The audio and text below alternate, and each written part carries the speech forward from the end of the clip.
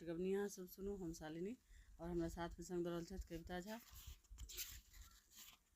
धन्यवाद।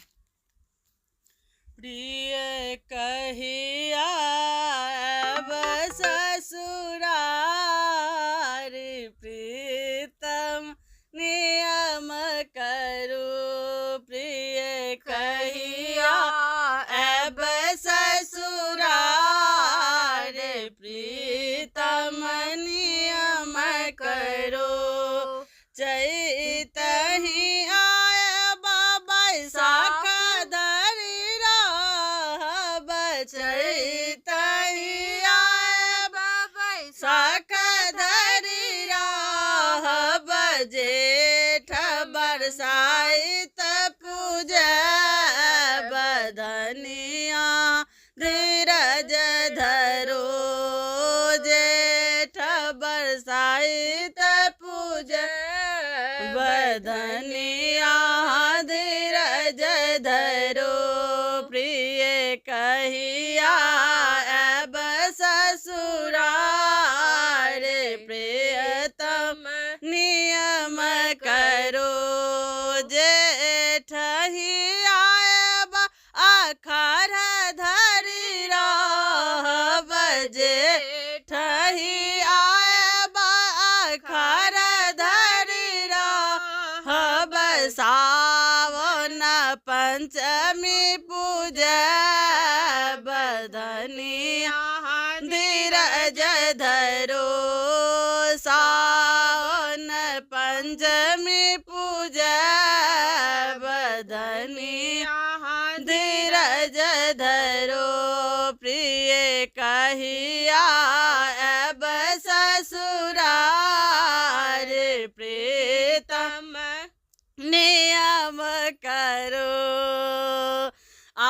सावन आयब भादव धरि रहब, सावन आयब भादव धरि रहब।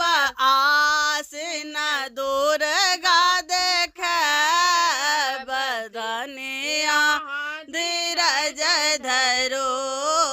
आसिन दुर्गा देखब, धनिया धीरज धरो। प्रिय कहिया आब ससुरार, प्रीतम नियम करो। आसिन आयब कार्तिक धरि रहब, आसिन आयब कार्तिक धरि रहब। अगहन धान कटब, धनिया धीरज धरो। अगहन धान कटब, धनिया धीरज धरो। प्रिय कहिया आब ससुरार, प्रियतम नियम करो। अगहन आयब पूस धरि रहब, अगहन आयब पूस धरि रहब। माघहि सिर कबरब, धनिया धीरज धरो।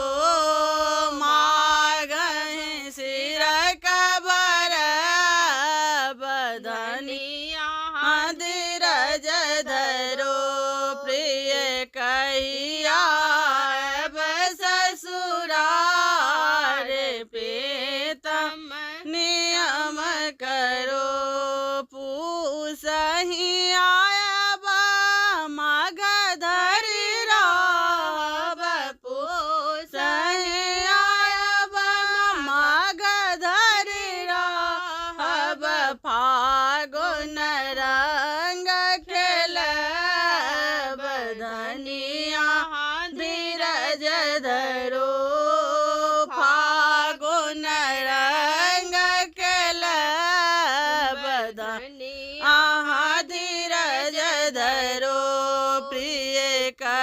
पिया अब ससुरार प्रीतम नियम करो प्रिय